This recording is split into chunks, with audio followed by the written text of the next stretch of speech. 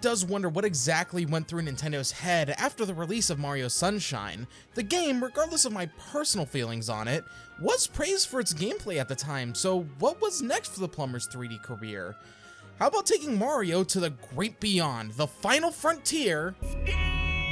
The next 3D Mario game entered development around 2005 and would from the start be aiming for the GameCube's successor, the Nintendo Wii, which would mean that the game could take advantage of the slightly more powerful system, and most importantly, the Wii's pointer and motion controls. Because I mean, well, let's be honest, the Wii is effectively just two GameCubes duct taped together with no HDMI port to speak of.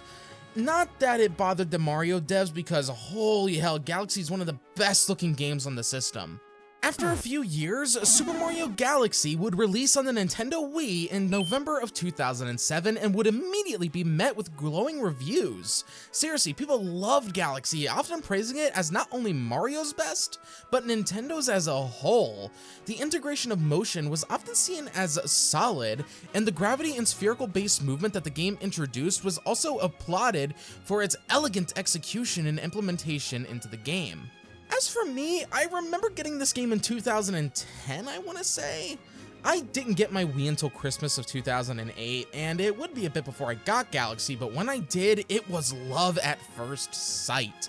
As a result, Galaxy has rarely left my radar, and Nintendo has made damn sure that that's the case, as the game would be subject to multiple re-releases. Not only was it included in the 3D All-Stars collection for the Nintendo Switch, but Galaxy and its sequel would both receive full-on remasters for the Switch, with further enhancements for playing on Switch 2. Super Mario Galaxy left one hell of an impact on the franchise, so much so that only a couple weeks after this video goes up, the Super Mario Galaxy movie will be hitting theaters, and I am sure looking forward to that film. But before we all go and see that, why don't we take a look back and remind ourselves why Super Mario Galaxy was Nintendo's magnum opus. So first things first, I'm playing this via the remaster on the Switch 2. On top of the game running at a higher resolution, 1080p on Switch 1 and 4K on Switch 2, nearly every texture was also updated. Additional features were also added, such as an assist mode and amiibo support. Hell, just to really show you how far Nintendo went, they went ahead and re-rendered the pre-rendered cutscenes with higher resolution textures present in those cutscenes themselves, and the letterboxing being removed to show more of the image.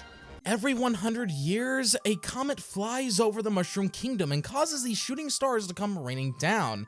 This event is celebrated with the Star Festival, to which Princess Peach invites her beloved hero to celebrate the festivities with her. Mario cheerfully runs through Toad Town towards Peach's castle when suddenly cannon fire rains down as the Koopa army invades. Bowser announces to Peach that she has been formally invited to witness the creation of his new galaxy. Bowser then summons a fucking UFO, which uses lasers to cut out the ground around Peach's castle, as his airships then lift the castle out of the ground and out of the planet's atmosphere.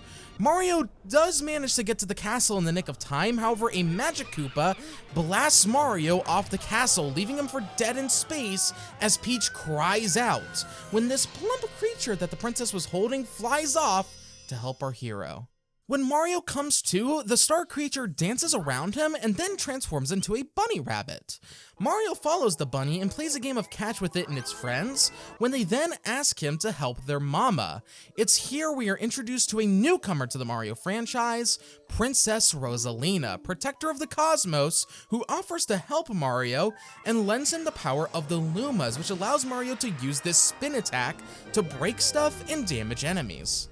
From here, we get our first real taste of Galaxy. Spherical and gravitational-based movement are the core mechanics of this game, and fortunately, these first few planetoids that we get to run around aren't too difficult and serve as a great chance for us to get acquainted with this game's controls, which I think are so good.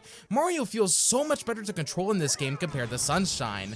Playing this Mario is like slipping into a comfy pair of slippers. Not long after, we end up inside this planet and collect our very first Grand Star, a large yet powerful star which takes us to our hub world for this game and injects itself inside this miniature sun-like object which powers up a part of the hub world. Rosalina explains that this is the beacon which powers the Comet Observatory. The observatory travels across the universe and uses the power stars as its means of fuel. Well, unfortunately for it, it seems that when the observatory was nearing Mario's world, a force sucked away all of the power stars, with the culprit obviously being Bowser. Rosalina asks us to recover the power stars to revive the Comet Observatory and allow it to travel to the center of the universe where Bowser plans to build his galactic empire. Mario agrees and heads off to the observatory's terrace. The terrace is one of many domes that dot the Comet Observatory. Each of these contain a collection of galaxies for us to travel to, and in terms of those galaxies themselves, they can be divided into 3 types. Major galaxies, which contain 6 power stars for us to obtain, minor galaxies, which only possess 1 star, and the boss galaxies, which each contain a grand star. Within the terrace, we have the Good Egg Galaxy and the Honey Hive Galaxy as our major galaxies, and I think this is now a great time to actually delve into how Mario plays. For starters, Flood is now gone.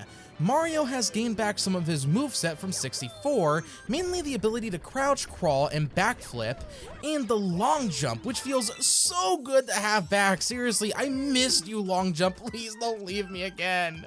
The major new addition to Mario is the spin attack. With a wiggle of the controller, or by pressing Y in the modern re-releases, Mario will spin, which can be used to destroy stuff like boxes, crystals, or these boulders if you smash their gems.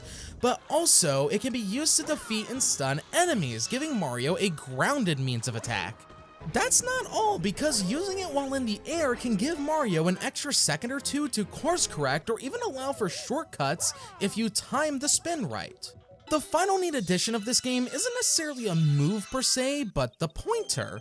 We get a cursor that we can move around the screen, and with it, we can use it to aid Mario in various ways, either by using it on these blue pole stars, grabbing these sling pods to launch Mario across gaps, or collecting star bits, these colorful star fragments that Lumas love to eat.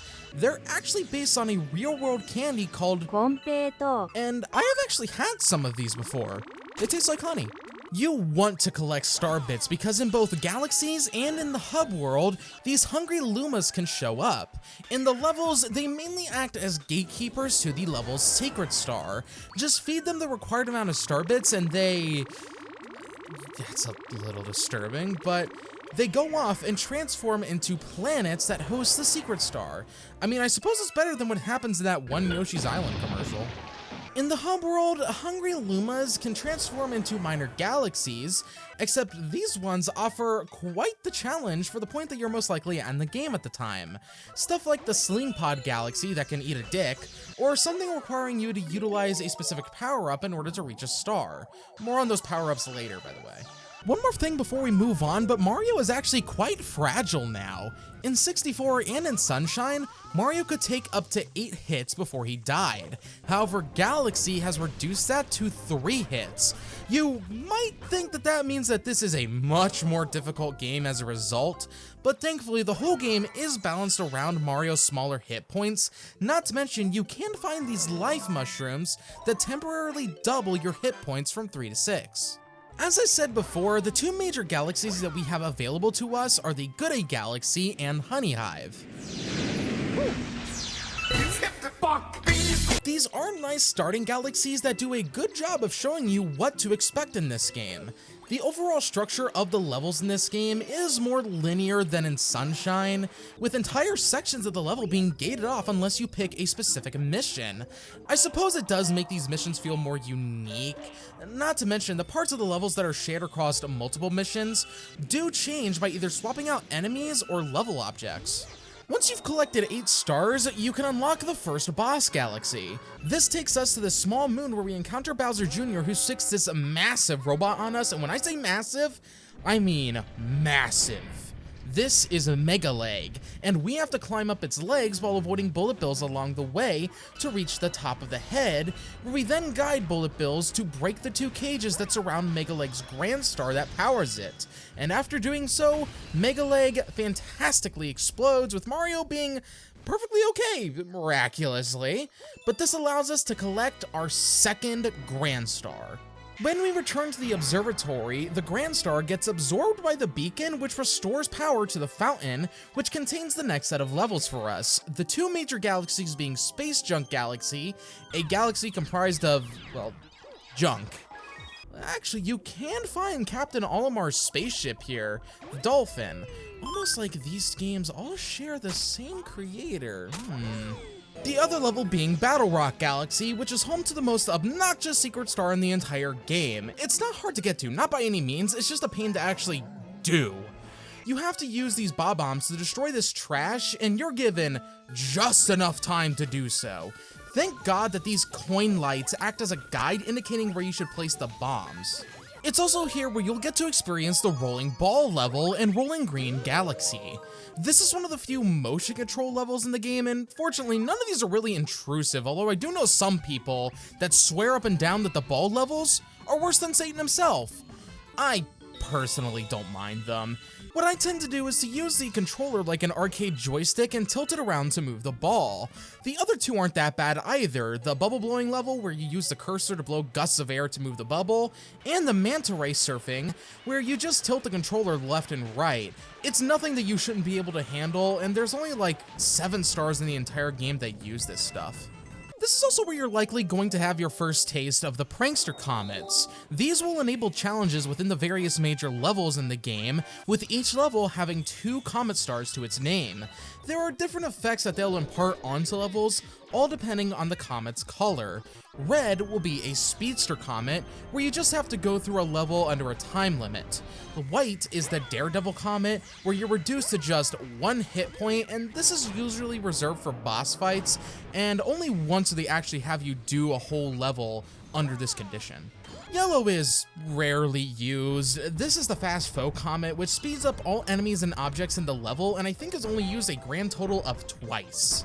Blue is the Cosmic Comet. This will spawn a cosmic clone of Mario, which you have to race through a section of a level in order to reach the star before it does. Lastly is the Purple Coin Comet, and these only unlock after doing the final Bowser fight for the first time. The second comet of every major level is a purple coin star. These are like the 100 coin missions of previous games, except they rarely have you scour the entire level for these coins. Hell, some of them just have you search across a small portion of a galaxy while under a time limit. The next boss galaxy is Bowser's Star Reactor. This is a straight run through the level while testing Mario's acrobatics. It's almost like the Bowser levels in Mario 64, and I'm not just saying that because they play a new rendition of Koopa's Road from that game. At the very end, we have our first encounter with Bowser. The Bowser fights in this game all take place on a small planet where you need to goad him into stomping into these blue bulges, which will burn his tail when he does. Once he starts running, just smack him with the spin attack, which feels so satisfying to do, just giving him a good, After the fight, Bowser flees as we grab our third Grand Star. We return to the observatory where the Grand Star powers up the beacon yet again, this time lighting up an entire section of the observatory and powering up the kitchen. This place gives us access to the next 2 major galaxies. Beach Bowl Galaxy, which will get us acquainted with Mario's swimming controls, which are kind of awkward in all honesty, and Ghostly Galaxy, which feels ripped right out of Luigi's Mansion, and hey, speak of the devil. Yeah, you can actually find Luigi all the way out here, who finally is making his debut in a 3D Mario game. It's about time he showed up for one of these, and only took him over a decade. Luigi can actually help you find some other stars as well, like in Good Egg Galaxy and Honey Hive Galaxy. I also want to make mention of Buoy Base Galaxy, because I think this is one of my favorite minor galaxies in the game, and it's not just for the Pokemon reference that it sports, it's a genuinely fun level, what else can I say? It's also here where you'll likely find your first Green Star. There are 3 of these scattered throughout the game, and collecting all of them unlocks the Trial Galaxies, which are just harder variants of the motion control galaxies. None of them are particularly difficult, save for maybe Bubble Blast Galaxy, if you don't have good control of the bubble, which, hey, I get it. After all, it's like the saying goes, all bubble-blowing babies will be beaten senseless by every able-bodied patron in the bar.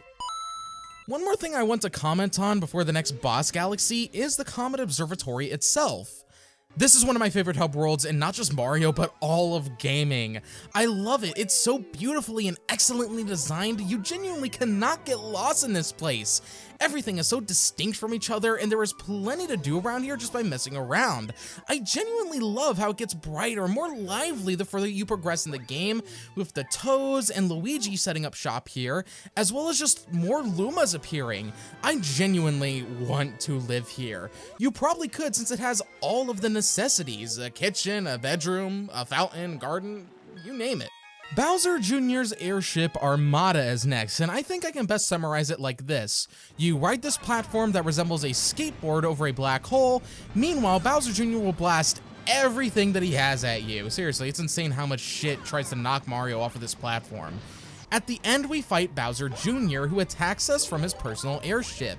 It's not that bad, but it can get hectic with all the bullet bills and the magic Koopas casting fireballs at us. Once Junior is sent packing, we net ourselves the 4th Grand Star. This opens up the next set of galaxies for us in the bedroom. The bedroom is where we see the number of major galaxies actually get increased to 3, as we got Gusty Garden Galaxy, home to the best piece of music in the entire game, Dusty Dune Galaxy, I don't like sand, and Freeze Flame Galaxy, which is actually my personal favorite level in the game. I think it helps that the ice in this game just looks really good. Well, actually, the whole game does. In spite of the Wii being just 2 GameCubes duct taped together, and being significantly less powerful than its contemporaries, the Xbox 360 and PlayStation 3, Super Mario Galaxy's art direction is second to none, and honestly makes the whole game itself look as good, if not better, than quite a few games on those other systems. Even in a 4K resolution, the game looks just as beautiful, and it still shocks me to this day that this was a Wii game. What also helps this is the game's soundtrack, because holy fuck, this is one of the best soundtracks in the entire Mario franchise. Nintendo wanted to go big for this game, and that meant getting a full-on orchestra to compose the music for the game's soundtrack. And it's interesting to think about, because prior to this game, Nintendo was actually very against this sort of thing, but I suppose with the grander scale meant grander music. Gusty Gardens is amazing. It's what I use for this video's intro. The final rendition of the Comet Observatory theme as well, as it just adds to the elegance of this hub world.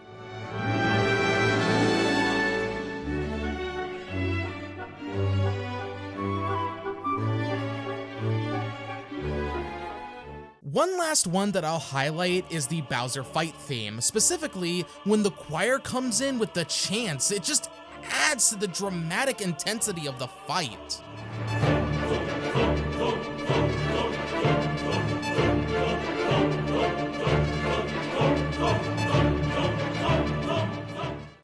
Everything is orchestrated, as there still is a fair share of tunes that are synthesized, but I'd argue that those still sound good as well, like Super Mario 2007, which is a remix of the athletic theme from Mario 3. Now we get to take on Bowser's Dark Matter plant. Wait a minute, how the fuck do you manufacture dark matter? Anyway, you don't want to touch this stuff, as it'll instantly uninstall Mario from the universe.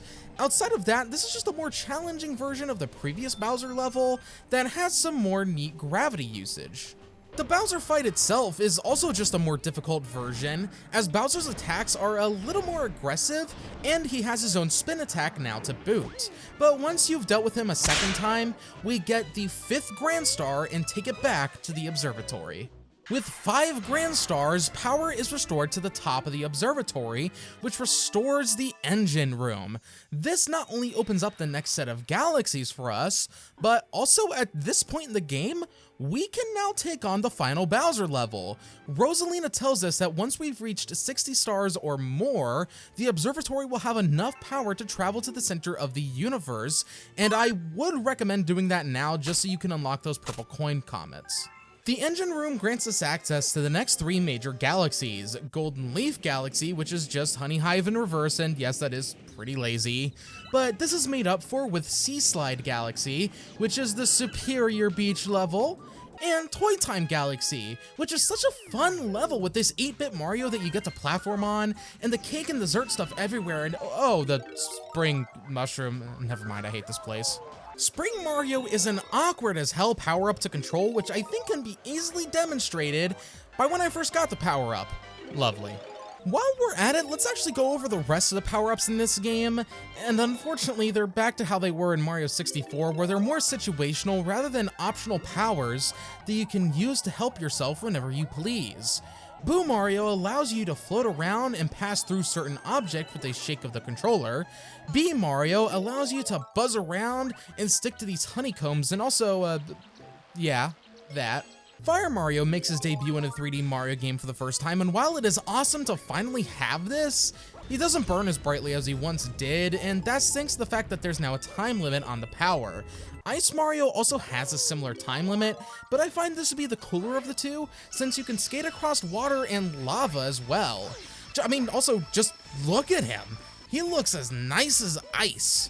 Rainbow Mario is just the invincibility power-up of this game, and nothing else to it. There is one more, but I want to hold on to that one for a little bit. You'll understand why. The last not final boss galaxy is Bowser Jr.'s Lava Reactor, which just sees us rematch King Caliente, a boss from Good Day Galaxy. He's not that much different in terms of difficulty, so just knock those coconuts into his head and grab the 6th Grand Star. With this Grand Star, the beacon is fully restored, and the final area opens up, the Garden, which contains 3 major galaxies, 1 minor galaxy, and no boss galaxy. As for those major galaxies, Deep Dark Galaxy is kind of forgettable, if I'm being honest. It's a haunted sea cavern and not much else. Dreadnought Galaxy is a much more difficult variation of Battle Rock Galaxy. We even rematched the same boss, and it even has the same exact secret star, which yes, can still suck it. Finally is Melty Molten Galaxy, the lava level, which is actually home to the hardest Daredevil comet in the game, since you have to complete the entire 3-minute level without getting damaged once. There is one other galaxy that we can access now that we're able to get up here, that being the Gateway Galaxy from the start of the game. We can find Rosalina here, who talks about the significance that this planet holds to her before this red Luma appears and challenges us to collect 100 purple coins and gives us this red star power-up, which allows Mario temporary flight, and I love this power-up so much. The flight feels so good, and you can press B while in the air to cause Mario to come into a complete stop and re-aim himself. It's so intuitive, it's so fun to use. It's only available in this one mission and in the hub world. What? Before we delve into the final level, we do have one more thing to discuss, don't we? I have intentionally held off on talking about Rosalina until now because I wanted to save the best for last. I love her design so much. A bang covering her eye, her baby blue dress, her role is effectively the Mario universe's equivalent of God. Not to mention, throughout the game, you unlock chapters of this storybook which access her backstory, telling us how she came to be the mother of the Lumas and her role as their mother. That's not even mentioning that here in the remaster, an additional epilogue chapter was added just to further flesh things out. She's one of my favorite Mario characters because of all of that stuff, and she would go on to become a mainstay in the series after this game. Alright, I think the time has finally come at last to travel to the center of the universe and confront Bowser one final time. Rosalina uses her magic to send the Comet Observatory flying off towards Bowser's army, which it proceeds to just tear through like paper. She uses her magic to form a bridge for Mario as we enter Peach's castle, which warps us to Bowser's Galaxy Reactor. This final level will challenge us in all sorts of ways, including gravity, fire, ice, even timed platforms that will vanish after a few seconds. This final area right here with the lava and bullet bills can seriously wreck your shit if you aren't careful, especially since the bullet bills home in on Mario in this game. But afterwards, we reach Bowser, who gloats about his new galaxy where he plans to build his new galactic empire with Peach at his side. But first things first, he has to get rid of Mario once and for all. This is a 3-stage fight which will test us in various ways of attacking Bowser. Phase 1 will have Bowser form a boulder around him, with us needing to whack his head to break him out of it. Phase 2 will see him form an impenetrable shell around him, with us needing to break him out of it with these green uvula sacs. After Phase 2, Mario and Bowser get pulled inside this massive hollow sun for the climactic final battle.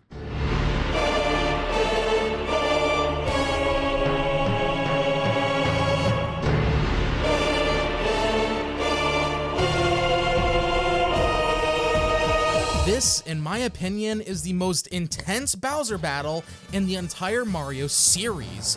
Just the backdrop alone being a hollow sun at the center of the universe, with the orchestra and choir chanting, this just is the final battle between these lifelong adversaries. This final phase is just like the previous two Bowser battles. Avoid his attacks and get him to burn his asshole so we can whack him into the sun.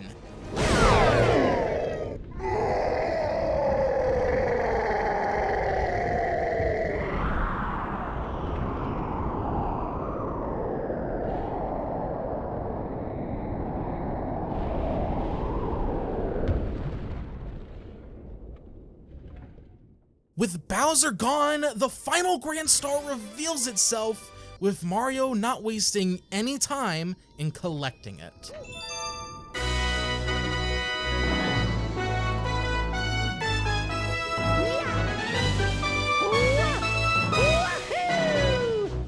Oh boy, I'm actually excited to talk about this next part.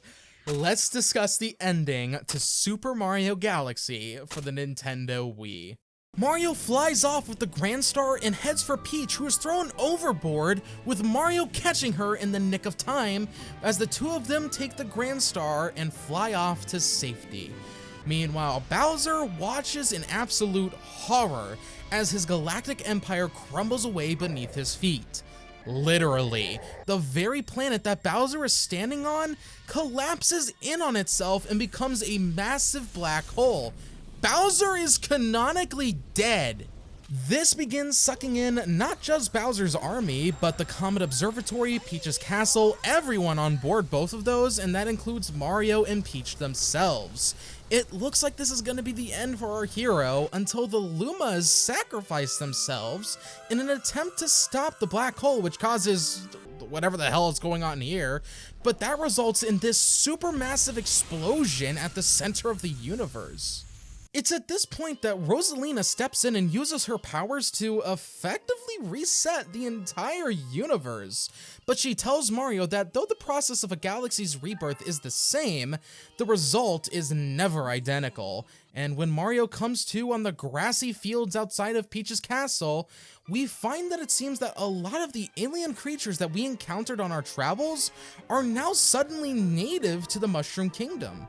Bowser and Peach soon wake up, but it seems that they have no memory of what just happened.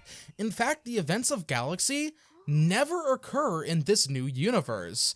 The only two people who remember are Rosalina and Mario, who hears the Cosmic Princess's voice echo in his ears as he then stands up and shouts, "Welcome! Welcome, New Galaxy!"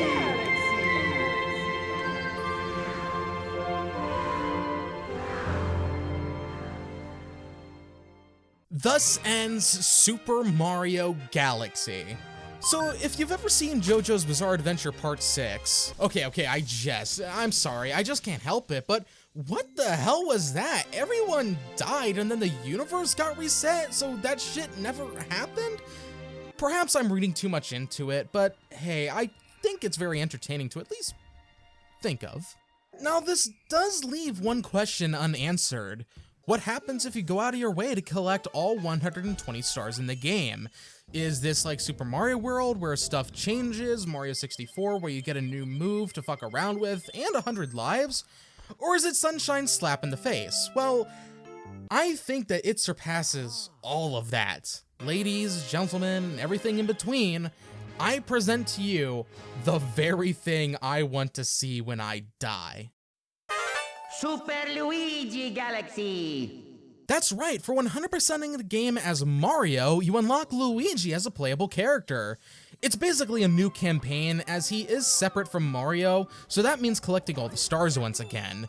but Luigi does do enough to keep the adventure feeling fresh. He has a higher, more floaty jump and is a little faster to boot, although this comes at the cost of his trademarked Diddy-oiled shoes. Dialogue is altered in places to accommodate Linguini, although oddly, when you go to the Ghostly Galaxy, you still rescue Luigi. That means 2 Luigis. Wait a minute, which one of these is the real Luigi then? Is one of these motherfuckers an X-Parasite from Metroid? Oh fuck, no, we gotta nuke that shit just in case. Not much else changes for Luigi, except his cosmic clones, which are much more aggressive, as they make frequent use of the long jump, as well as take shortcuts whenever possible, so those will give you a run for your star bits. Also, I can show something off now. So, the Manta Ray levels, I like to jump off of the course after finishing since it won't kill you at that point. But here, I guess I just did it at the right moment because that shit floored me for a few minutes. Like, I was lightheaded afterwards from how much I was laughing. Now for the million-dollar question. What happens after you 100% the game as Luigi? What's the reward for 200% completion? One final level unlocks for both plumbers, the Grand Finale Galaxy, which is just a stroll through the Star Festival from the start of the game, except Bowser doesn't show up. Just collect 100 coins along the way and enjoy. You do get these pictures added to your system's photo album when you do this, as well as our 121st Power Star, which brings this galactic adventure to its closure. Super Mario Galaxy is an incredible game in case I haven't made that obvious enough. The sheer creativity that this game has on display 24/7 shines in spades. It's one of those games where you can just tell that the developers had fun while making this, and they just kept coming up with new ideas to implement while being careful not to disrupt the flow of the game. My only issue with this game is one that you might expect if you know me, the restriction on player freedom, but that ultimately boils down to my personal preferences, which I won't fault the game over, especially when the game remains a consistently good 10 out of 10 from start to finish. If you haven't played Super Mario Galaxy, you are honestly doing yourself a disservice. Please, please play this game. You can get it and its sequel for $70 on Switch and Switch 2.